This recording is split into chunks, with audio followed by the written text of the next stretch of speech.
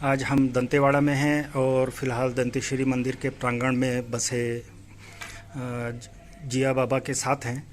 तो आइए आज बस्तर की उन कहानियों को जानते हैं जिन्हें लोग बहुत गलत तरीके से प्रस्तुत करते हैं और जिससे बस्तर की छवि काफ़ी धूमिल होती है। तो सबसे पहले हम जिया बाबा से ही हम जानना चाहेंगे कि जो जिया बाबा की जो पद है वो इनकी पीढ़ी को कैसे प्राप्त हुआ, राज परिवार से इनके क्या संबंध थे। बाबा नमस्ते। नमस्ते। बाबा आप का पूरा नाम सबसे पहले। मेरा नाम हरेंद्र नाथ जिया, जी दंतेश्वरी मंदिर दंतेवाड़ा जी।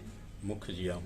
तो बाबा ये सबसे पहले जो जानना आवश्यक है कि अधिकांश जो पर्यटक हैं जगदलपुर आते हैं वो जिया डेरे के बारे में पूछते हैं। तो मैं आप ही से जानना चाहता हूँ कि भाई जो जिया बाबा की जो उपाधि यहाँ पर मिली आपके वंश को, आपके परिवार को, वो किस तरीके से आई थी? करीब 500 वर्ष पहले जी एक हमारे पूर्वज थे जिनको देवी जी का सिद्धि इतनी प्राप्त थी, जी कोई मरण उपरांत भी अगर वो स्पर्श कर जाते थे जी तो पुनः जीवित उठते थे। जी। तो पुनः जीवित उठने के कारण फिर हमारे परिवार को वहाँ से जिया बाबा के नाम से ये लोग जानते हैं और ये जिया बाबा के नाम से ही संबोधित भी करते हैं। दशहरा पर्व की बात करें तो जब दंतेश्वरी माई की डोली यहाँ से जगदलपुर के लिए प्रस्थान करती है तो जिया डेरा में भी उनको स्थान दिया जाता है। तो उसके पीछे क्या मान्यताएं हैं? जिया डेरा यानी देवी जी का डोली और छत्र जाके वहाँ कलश स्थापना होता है जी और डोली एवं छत्र वहाँ रखी जाती है। जी।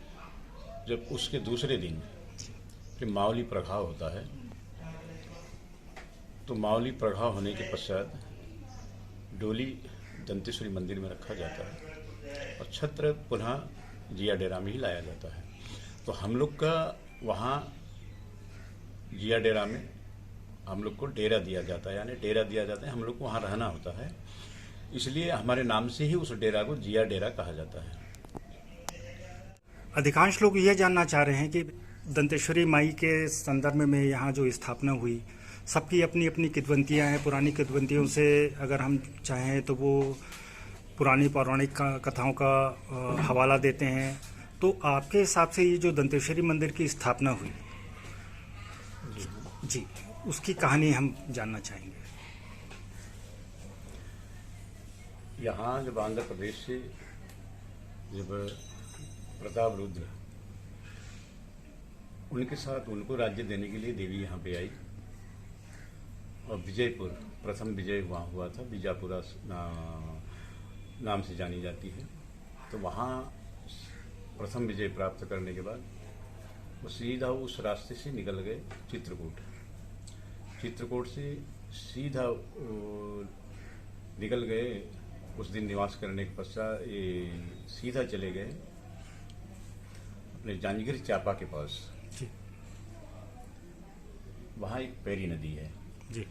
देवी जी ने अपने साड़ी का छोर राजा के हाथ में देकर राजा को बोलिए तुम घोड़े पे चलना है सीधा, मैं तुम्हारे पीछे पैदल ही चल रही हूँ और मेरा पायल का आवाज़ तुम्हें मिलता रहेगा और जहाँ मेरा पायल का आवाज़ बंद हो जाएगा बजना तो वहाँ तुम्हारा राज्य का सीमा होगा।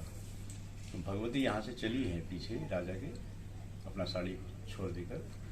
तो वहाँ कांकीर उस पार एक पैरी नदी है, तो वहाँ देवी जी का पायल बजना बंद हो गया।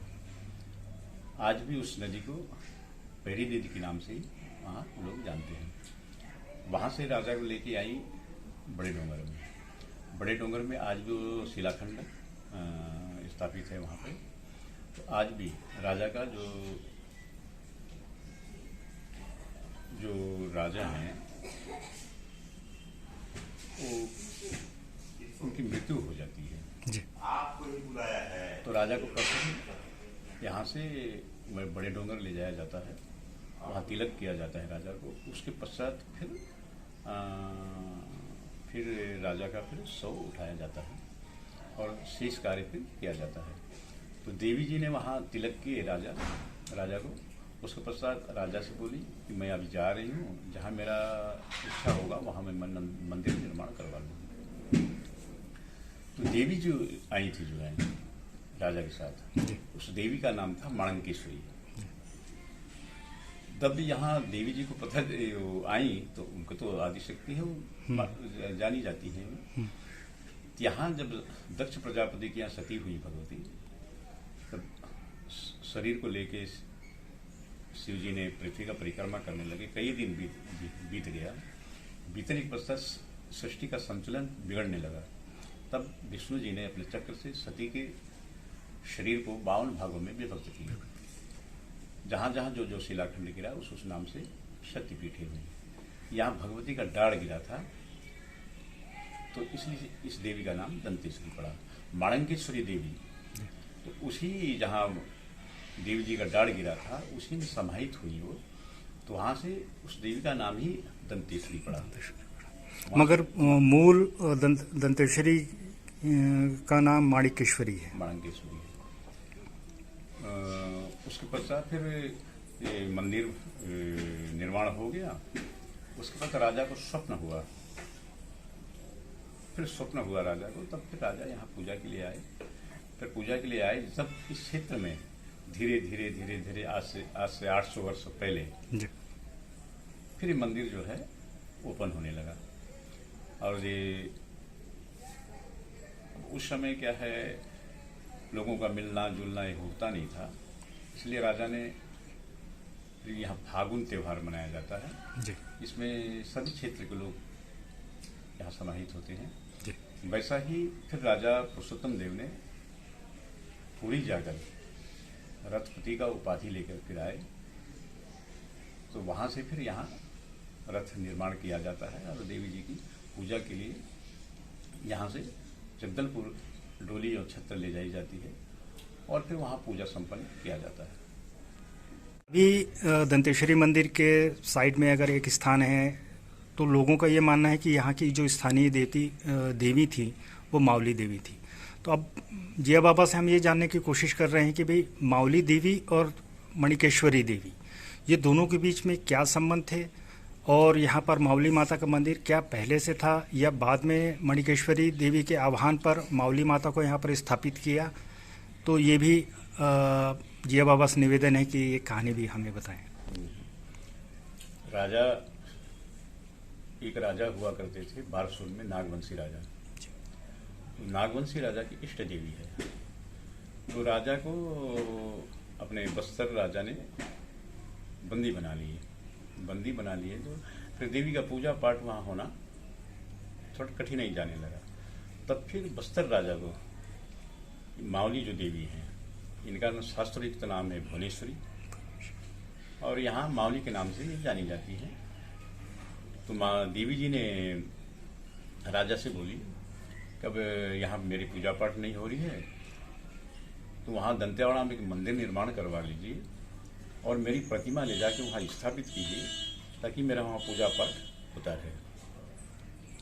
तब देवी इस प्रकार जब बोली तो रूपों में क्या है, प्रथम रूप माना गया है बड़ी, तो इसलिए क्या है देवी जी का जो डोली जाती है वो मावली देवी की जाती है और दंतेश्वरी देवी की छत्र जाती है। तो इसलिए वहाँ मावली प्रभाव किया जाता है